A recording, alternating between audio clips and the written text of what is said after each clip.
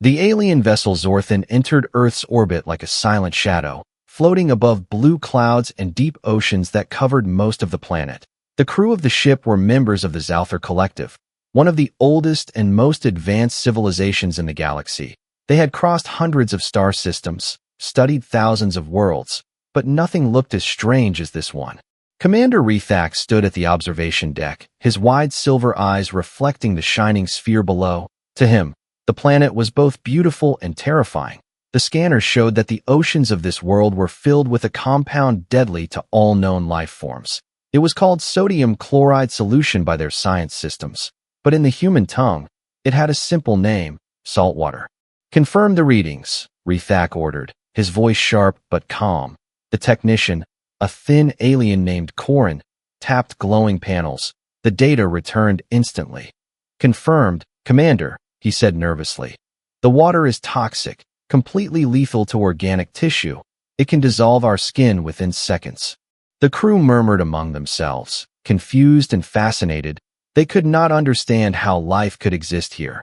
Yet the planet showed millions of energy signatures, active communication signals, and moving vehicles. Clearly, it was not dead, it was thriving. Rethak narrowed his eyes. If this world is truly filled with poison, then what kind of species calls it home? He whispered. The question hung heavy in the room. Nobody dared to answer. Soon, the ship's sensors picked up strange heat patterns near the coasts. They saw small humanoid figures running, laughing, and splashing in the deadly blue water. The aliens zoomed in, and the image on the screen made every creature aboard freeze. Humans, they were walking into the ocean, bare-skinned, without suits, without shields. They were not dying, they were smiling. The entire crew gasped. One of the officers screamed, "That's impossible. They are touching the cryacid directly." Rethak's eyes widened. His mind struggled to process what he was seeing. The sensors began to alarm, red warnings flashing across every console.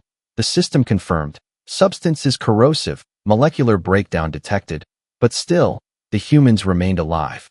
Down on the beach, a human boy ran across the sand, jumped into the waves, and disappeared beneath the surface. The aliens shouted in horror, expecting to see him melt away. But seconds later, the boy rose back, laughing as water dripped down his face. A taller human, possibly his parent, laughed too and joined him in the waves. Korin turned pale green.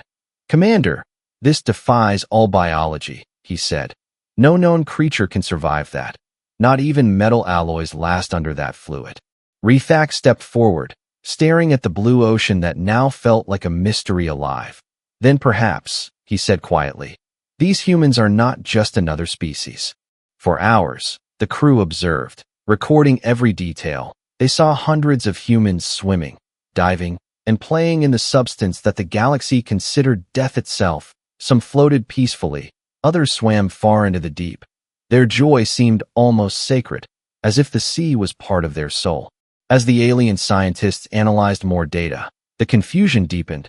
The salt levels were high enough to corrode most planetary surfaces, and yet the humans had evolved not just to survive it, but to love it. Rethak finally spoke. "This is not science. This is defiance," he murmured. When night fell on Earth, the Zorthan ship hovered silently over the shining waves. Lights from coastal cities sparkled like stars reflected in the sea. The aliens watched through the viewports, silent and breathless. One whispered, "Do they even know what they are touching?" Rethak replied softly, "They must know, and that makes it even more terrifying." Far below, unaware of the galaxy's shock, humans continued their nightly walks by the beach. Lovers held hands, children laughed, waves crashed with rhythm, and life went on. On the bridge of the alien ship, the silence was broken only by the hum of machinery and the beating hearts of beings who had just witnessed something beyond understanding. Rethak looked at the planet one last time before giving his order. "Keep observing, but do not interfere," he said. "If these creatures can live inside poison, then they might be the most dangerous life form we've ever found." The crew nodded quietly, and the ship's lights dimmed. In the cold darkness of orbit, the aliens watched humanity play in death's ocean, and realized that fear had found a new name: humanity. The alien crew of Zorthan could not rest that night. Their minds kept replaying the impossible image of humans swimming freely in the deadly ocean. To every other species in the galaxy, salt water meant certain death. Yet here it seemed to give humans life. Commander Rethak decided that they needed answers, and quickly. At dawn, he gathered his top scientists around the central holotable. The blue hologram of Earth rotated slowly above the metal surface, glowing like a living jewel. "We must understand this anomaly," Rethak said. "Run a full chemical breakdown, test the reaction levels, and compare them to our biological standards." Lieutenant Corin activated a probe, launching it into the atmosphere. The small metal sphere descended toward the ocean, its sensors capturing every molecule. When it touched the surface, the ship's monitors flared red. Within seconds, the probe shell began to dissolve. The readings showed violent chemical reactions, energy discharges, and complete structural collapse. The scientists gasped in horror. The probe that could survive plasma storms was now a puddle of molten metal. "Confirmed," Corin whispered. "The water is 100% lethal to all known organic and synthetic life." Rethak's expression turned grim. "And yet, humans swim in it," he said slowly. The crew exchanged nervous looks. The contradiction was unbearable. How could such fragile creatures resist what destroyed everything else? The commander ordered a biological scan on one of the human swimmers. From orbit, the ship's scanners focused on a group of humans near the coast, laughing and diving into the surf. The readings came in quickly. Stable heart rate, normal oxygen intake, no cellular damage detected. Instead of distress, the data showed signs of relaxation and joy. "This is madness," said one of the scientists. "They are not immune. They are adapted," another added. "No species should evolve to live inside poison unless poison was their home." Rethak stared at the screens, his mind trying to make sense of the impossible. He remembered ancient tales told among galactic historians, stories of a world that bred creatures who defied logic, a world where pain forged strength and danger shaped life. Maybe Earth was that world. The commander decided to take one more risk. He ordered a microsample of the ocean water to be teleported aboard the ship into a containment unit. As the bright blue liquid shimmered under the glass, every alien in the lab took a cautious step back. The sensors began to beep rapidly. Toxic gas emission, molecular corrosion, extreme instability. The computer warned, within moments. Even the reinforced container began to steam. Before they could react, a drop of the liquid splashed onto the lab floor. It hissed and burned through the metal like fire through paper. The crew shouted in panic, sealing the lab doors as alarms screamed. Emergency drones sprayed neutralizing gas, but the fumes still lingered.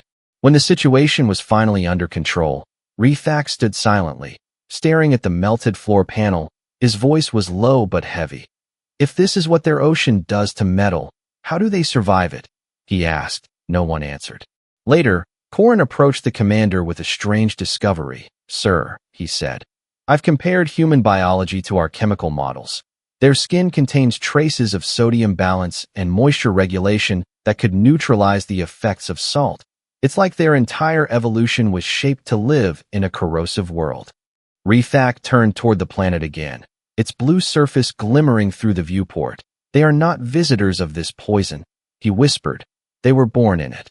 The statement sent a chill through the crew. In that moment, the aliens realized that Earth's oceans were not their death. They were humanity's cradle. The water that killed all others had raised an unbreakable species. As night returned and the stars glowed above, Rethak stood alone on the bridge, watching the endless waves. He finally spoke the words that echoed through every heart on the ship. "We came here to study them, but maybe we have come to fear them." The crew said nothing, but the silence carried a truth deeper than science. They knew the experiment was over, and the real discovery had just begun. For the next several days, the alien crew of Zorthan remained in silent orbit above Earth. Their instruments constantly scanned the blue oceans, and their eyes never left the screens. Commander Rethak had ordered full observation of human coastal behavior, but what they saw each passing hour left them speechless. Humans did not fear the sea. They embraced it. They ran into it with joy, swam under the waves, floated on its surface, and played as if they were greeting an old friend. To the aliens, it was unthinkable. That same liquid had melted their strongest alloys and dissolved their probes. Yet these fragile creatures treated it as home. Refak stood on the viewing deck, watching through the holographic display. The sun was rising over the horizon, painting the water in gold and orange. On the beach below, families gathered, children laughed, and fishermen prepared their boats. They do not wear protection, Refak said softly. They are completely exposed. Lieutenant Corin replied, his voice trembling. Commander, our sensors detect no discomfort. In fact, the water seems to comfort them. Their heart rate stabilizes, and their mood improves near it. The commander's jaw tightened. Then this sea is not death to them. It is life. Every hour of observation revealed something new. The aliens saw humans dive into the deep waters with nothing but a tank of air. They watched others sail on small wooden crafts, crossing waves that would crush any alien vessel. One stormy night, they even witnessed humans swimming in violent rain and lightning. Their laughter echoed through the comms feed like defiance against nature itself. One of the younger scientists whispered, "They act as if the sea belongs to them." The older one answered quietly, "No, they belong to it." The ship's archive began to overflow with recordings, endless footage of humans interacting with the deadly blue poison. The crew began calling it the miracle water, while others whispered a different name, the human ocean. Inside the observation room, theories filled the air. Some said humans were immune because of strange biology. Others believed their planet had forged them in constant struggle. But deep inside, Refak felt something else, something that science could not explain.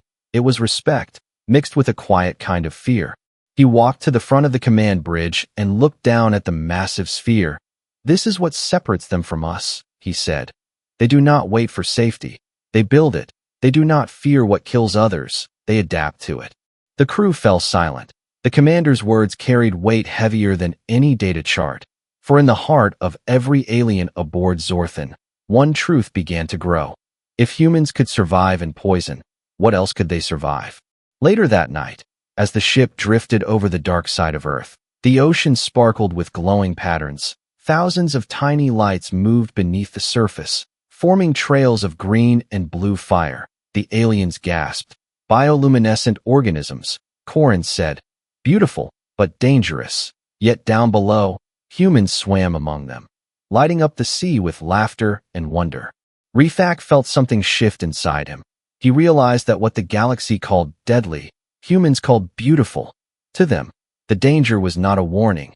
It was an invitation. He recorded a log entry, his voice calm but heavy. Observation Entry 3.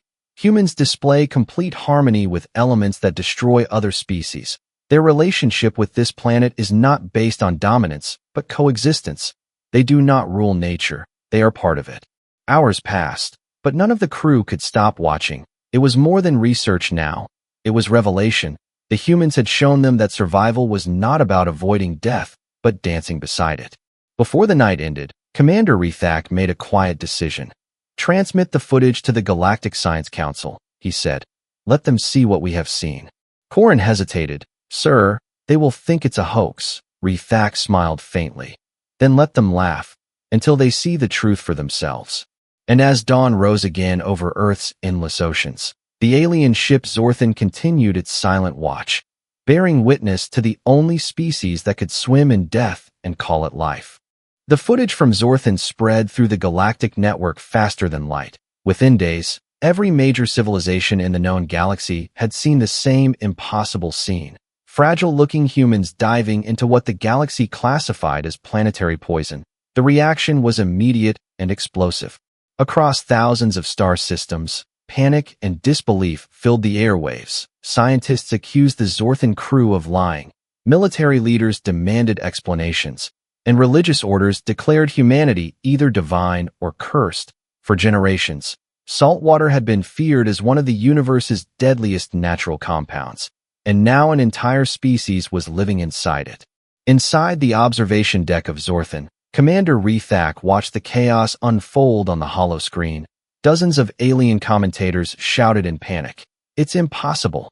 No life can survive that compound." One said, another screamed, "Those aren't beings. They are monsters born of decay." Refak turned off the transmission and stared silently at Earth.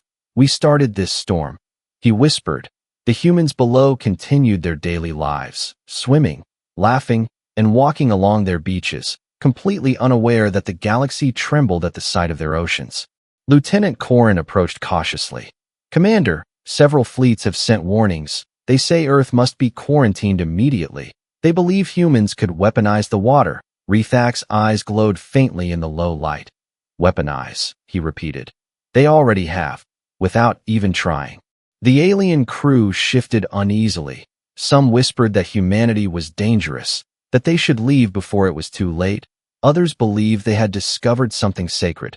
"Maybe," said the medic softly. "They are the next step in evolution, forged by pain, tempered by the elements." The ship's atmosphere grew heavy. Even the hum of machinery seemed nervous. Outside, lightning storms flashed across Earth's surface, illuminating the rolling waves. To Rethak, it felt like the planet itself was alive, a giant, breathing entity protecting its children. "Sir," Corrin said again, "the Council demands our withdrawal. They fear contamination." Rethak clenched his jaw. "Contamination?" he said. "No, Corrin, they fear comparison." The statement echoed through the bridge like thunder. He was right. For centuries, the galaxy's species had prided themselves on their intelligence and technology. But these humans had shown something no machine could imitate: adaptation through suffering, survival through chaos. Days passed, and tension grew stronger. More ships appeared at the edge of the solar system, scanning Earth from a distance. The Galactic Council's message was clear: do not interfere with the Deathwater species. They called it a biological hazard, yet they could not look away. Meanwhile, Zorthan continued its silent watch. Rethak refused to retreat. "We are scientists," he said. "We do not flee from truth." The crew hesitated but obeyed. They stayed in orbit, recording everything: the tides, the weather, the life below, and above all, the humans. Then, one night, a message came directly from the Council. The voice of the Supreme Scholar was cold. "Commander Rethak, you are ordered to cease all study, destroy all samples, and leave immediately. Humanity's existence is a threat to universal order." Rethak stared at the message until it faded. His hands tightened behind his back. "A threat," he murmured, "or a reminder that we are not as strong as we think." Outside, a storm raged over the Atlantic Ocean, lightning tearing through clouds like cracks of fire. The sensors flared with readings: massive electrical currents, violent pressure shifts, and movement in the deep. The aliens watched in awe as humans continued to swim near the coast, fearless under the storm's fury. "Look at them," Rethak said, his voice low but filled with wonder. "They face what the universe calls death, and they smile at it." Fear spread among the crew, but it wasn't fear of humans anymore. It was fear of realization, that everything they believed about safety and power was a lie. Humanity's strength wasn't in weapons or technology. It was in their relationship with danger itself. Rethak recorded another log, his tone grim yet respectful. Observation Entry 4. Galactic fear has reached its peak, but fear is only born from ignorance. Humanity does not destroy what terrifies them. They embrace it. They conquer by understanding. As dawn broke again, the blue oceans shimmered below, and the commander whispered, "Perhaps it's not the humans who should fear the galaxy, but the galaxy that should fear what humanity can become." Days turned into weeks aboard the alien vessel Zorthan. Yet Commander Rethak could not leave Earth's orbit. Something about the planet held him captive, not by force, but by wonder. He had watched humanity defy every known rule of life, swim in a sea of death, and laugh inside chaos. But now, he wanted to understand why. Late one evening, as the twin moons of Earth reflected across the waves, Rethak made a bold decision. "We must speak to them," he said. The crew froze in disbelief. "Sir," Corrin warned, "direct contact is forbidden." "The Council will," Rethak interrupted softly. "The Council fears truth, not contact." And so, they sent a coded signal down to the surface, not to governments or armies, but to a single human scientist whose patterns they had tracked for days. Her name was Dr. Sarah Quinn, a marine biologist who spent her life studying the very waters that terrified the galaxy. The signal reached her lab in a remote coastal station. She stared at the strange glowing message on her screen, half in fear, half in curiosity. When she finally responded, the first contact between humanity and the Zalthar Collective began. Her words were calm, her tone curious. "Who are you?" she asked. Rethak hesitated before replying. "We are observers, from far beyond your sky. We came to understand how you live in what kills all others." Sarah laughed lightly. "Kills others? You mean the ocean? It's not death, it's life." Her words echoed through the translator like a melody of truth. The aliens in the room exchanged stunned glances. "Impossible," whispered Corin. "It corrodes everything. It burns through metal." Sarah turned her camera toward the ocean outside her window. Moonlight danced on the water. "Maybe to you it's poison," she said gently. "But to us, it's home. We came from it. Our blood carries its salt. Our tears taste like it. And every breath we take was once born from it." Rethak felt something shift inside his chest. The data they had gathered suddenly made sense. The sodium balance in human biology, the mineral traces, the moisture control. Everything pointed to a truth so ancient it silenced science itself. Humanity wasn't immune to salt water. They were part of it. For the first time, Rethak understood that the ocean wasn't humanity's enemy. It was their origin. "You evolved in poison," he said in disbelief. "You are the children of death," Sarah smiled faintly. "No," she replied. "We are children of survival." The room fell silent. Only the soft hum of the ship could be heard. Every alien aboard felt something they had never felt before. Humility, for the first time in galactic history. They stood before a species that didn't conquer nature, but grew with it. Rethak bowed his head slightly. "We feared you because we did not understand you," he said. "But perhaps you are not dangerous. Perhaps you are the proof that danger can become life." Sarah nodded, her eyes kind. "Maybe," she said. "That's what being human means, to find balance between what kills and what saves, and to live between the two without fear." When the connection ended, no one spoke for a long time. The commander turned toward his crew. "Log this as Revelation 1. He ordered. "Humanity is not immune to their world. They are its reflection." As the night passed, Rethak stood alone at the viewport, watching waves crash against the shore far below. The blue ocean shimmered like liquid glass under the stars. "We came to study them," he whispered to himself. "But instead, we found what it means to live." The crew didn't know it yet, but the message from that single conversation would change the galaxy forever. For in that moment, the universe realized that what they called poison, humanity called home, and what they feared most, humans had already embraced long ago. Silence filled the ship Zorthan after the message ended. No one moved, no one spoke. For the first time, the alien crew wasn't looking at Earth through instruments or data. They were looking with understanding. Commander Rethak stood in front of the viewport, the reflection of the blue ocean shimmering in his silver eyes. "Children of survival," he whispered, repeating Dr. Sarah's words. "They are not immune to the sea. They are made from it." The realization struck like lightning. Every discovery they had made suddenly connected. The salt in human blood, the minerals in their sweat, the chemical balance in their tears. It was all born from that same ocean. Humanity was not an outsider species. They were a living extension of their planet. Corin broke the silence. "Commander, if this is true, then humanity is proof that life adapts even to what others fear." Rethak nodded slowly. "Yes, they don't escape danger.